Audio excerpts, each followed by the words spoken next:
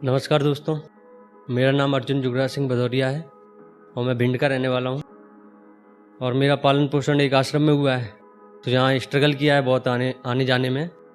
तो आप लोगों के सपोर्ट की ज़रूरत है। अगर बोर कर दूँ तो माफ़ कर देना।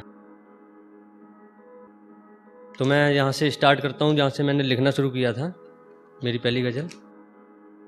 कि आजकल आशिकों पर ये कैसा कहर हो गया है, गली गली कस्बा कस्बा हर शहर हो गया है। कि आजकल आशिकों पर ये कैसा कहर हो गया है, गली गली कस्बा कस्बा हर शहर हो गया है। और पुराना जा रहा है, नया आ रहा है। ये इश्क है या डाकिए का घर हो गया है। ये इश्क है या डाकिए का घर हो गया है। अब नहीं देखे जाते आशिक बगीचों में, उनका तो ठेकों पर ठिकाना हर पहर हो गया है। उनका तो ठेकों पर ठिकाना हर पहर हो गया है। और रकीब की बोली जो कभी कानों को पाक पानी लगती थी, आज उसकी आवाज़ तक सुनना जहर हो गया है। ये कैसा आशिकों पर कहर हो गया है, ये कैसा आशिकों पर कहर हो गया है। और कहती है तेरी वफ़ाओं की ज़रूरत नहीं, कहती है अब तेरी वफ़ाओं की यहाँ कोई ज़रूरत नहीं, क्योंकि मेरा कस्बा कस्बे से बड़ा शहर हो गया है। ये कैसा आशिकों पर कहर हो गया है, ये कैसा आशिकों पर कहर हो गया।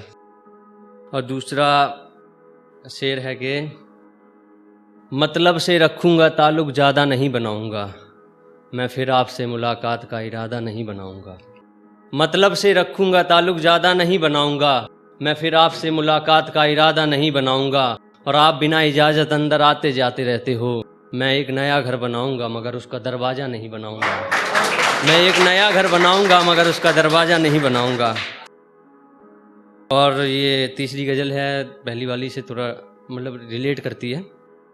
है खुदा तू हम पर कैसा कहर ढा रहा है, आज उसकी शादी का पल नज़दीक आ रहा है। है खुदा तू हम पर कैसा कहर ढा रहा है, आज उसकी शादी का पल नज़दीक आ रहा है। और मैं हूँ कि यहाँ नशे में डूबा हुआ हूँ, और वो है कि मंडप में बैठकर जहर खा रहा है।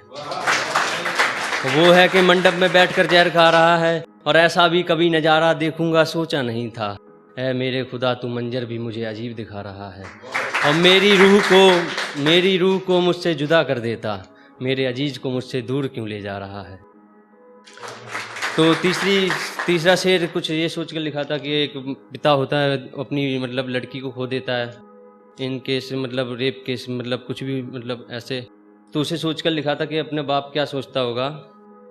तो एक शेर है, बिगड़ते हालातों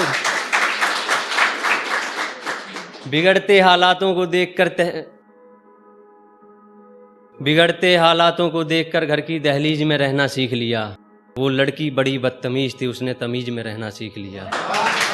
बिगड़ते हालातों को देखकर घर की दहलीज में रहना सीख लिया। वो लड़की बड़ी बदतमीज थी, उसने तमीज में रहना सीख लिया। और कल बेढंग लिबास पहनने पर हुई थी सरेआम पूरे शहर में, आज ओढ़कर उसने सर से कफन तहजीब में रहना सीख लिया।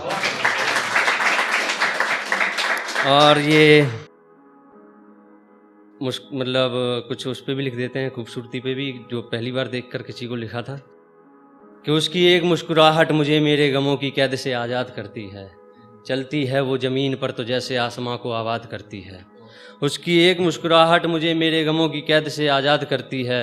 चलती है वो ज़मीन पर तो जैसे आसमां को आबाद करती है। और रेगिस्तान में पानी के बूंद जैसी शख्सियत लगती है उसकी, जब वो मुस्कुरा कर बात करती है। ये मतलब सोच के लिखा था कुछ, अपने दोस्त से मतलब रिलेटेड है कि आपकी खबर में नहीं किसी की तो खबर में होगा, वो मेरे शहर में नहीं तो अपने शहर में होगा। आपकी खबर में नहीं किसी की तो खबर में होगा, वो मेरे शहर में नहीं तो अपने शहर में होगा। और आते जाते किसी भी भटके हुए मुसाफिर से उसका पता पूछ लो, वो इतना खूबसूरत है कि सबकी नज़र में होगा। और कुछ शेरी है, कोई मैखाने में दौलत तो कोई हिज्र से जुए में अपना प्यार हार जाता है। किसी को मार डालते हैं मर्ज कानूनी, तो किसी को ये इश्क का बुखार मार जाता है। कोई मैखाने में दौलत तो कोई हिज्र से जुए में अपना प्यार हार जाता है। किसी को मार डालते हैं मर्ज कानूनी, तो किसी को ये इश्क का बुखार मार जाता है। और इस दरिए का सफ़र बहुत लंबा है, किसी मुसाफिर को मिलती है कश्ती तो कोई डूब कर पार जाता है। कि अगला शेर है कि मैंने बड़ा जिगर किया था महबूब को भुलाने के लिए, खुद को शायर करना पड़ा उसे गज़ल कर गुनगुनाने के लिए।